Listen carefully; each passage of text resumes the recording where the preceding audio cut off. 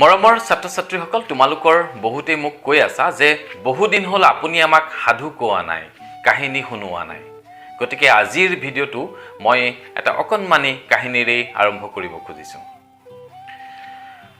এবাৰ কি হ'ল, এখন বিদ্যালয় ছুটি দিবৰ সময়ত চকীদাৰজনে অসাৱধানবশতঃ দুৱাৰ বন্ধ কৰি দিয়াৰ ফলত বিদ্যালয়ৰ প্ৰস্ৰাৱগাৰত জয় নামৰ অকণমানি ছাত্ৰ এজন হঠাৎ আবদ্ধ হৈ পৰিল। জয়ে বহুত চিঞৰ বাখৰ কৰিলে, বেচেৰাই বহুত চিঞৰ বাখৰ কৰিলে, কিন্তু তাৰ মাত হলে কোনেও নুশুনিলে। ইতিমধ্যে ছাত্ৰ শিক্ষক সকলো ঘৰাঘৰি হ'ল আৰু এনেকৈ ঠিক এঘণ্টামানৰ পাছত চিঞৰি ভাগৰি পৰাত জয়ে প্ৰস্ৰাৱগাৰৰ মজিয়াতে অৱশ হৈ বহি পৰিল।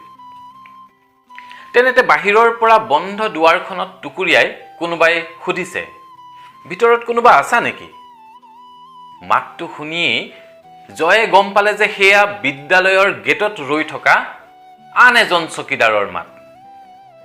তেতিয়া জয়ে চকীদাৰজনক চিঞৰি ক'লে যে মোক ইয়াত কোনোবাই দুৱাৰ বন্ধ কৰি থৈ গুচি গৈছে, চাওকচোন। গতিকে আপুনি দুৱাৰখন সোনকালে খুলি দিয়াৰ ব্যৱস্থা কৰক, নহ'লে মোৰ ইয়াত বৰ ভয় লাগিছে। আৰু তেতিয়া লৰালৰিকৈ গেটৰ চকীদাৰজনে চাবি আনি দুৱাৰখন খুলি কোনো ৰকম জয় নামৰ ছাত্ৰজনক উদ্ধাৰ কৰিলে। পিছদিনা জয়ৰ মাক দেউতাকে সেই গেটৰ চকীদাৰজনক সাংঘাতিক এটা বিপদৰ পৰা জয়ক উদ্ধাৰ কৰাৰ বাবে ধন্যবাদ জনাবলৈ বিদ্যালয় পালেহি।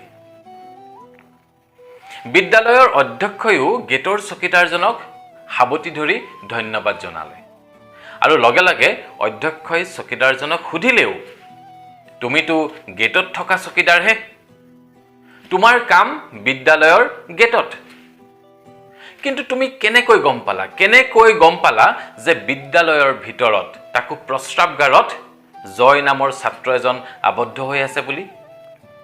তুমিনো কি অনুমান কৰি তলাবন্ধ দুৱাৰখনত টুকুৰিয়াইছিলাহি? তেতিয়া চকীদাৰজনে খুব শান্তভাৱে ক'লে যে ৰাতিপুৱা বিদ্যালয়লৈ যেতিয়া ছাত্ৰ ছাত্ৰীসকল আহে তেতিয়া প্ৰত্যেকেই মোক গুড মৰ্ণিং বুলি কৈ শুভেচ্ছা যাচে, প্ৰত্যেকেই যাচে।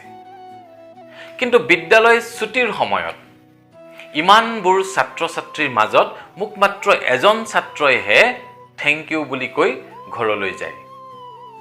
হয়তো এনেকুৱা এটা দিন পাৰ হৈ যোৱা নাই যিটো দিনত সেই বিশেষ ছাত্ৰজনে মোক থেংক ইউ বুলি কৈ যোৱা নাই। কিন্তু আজি আবেলি বিদ্যালয়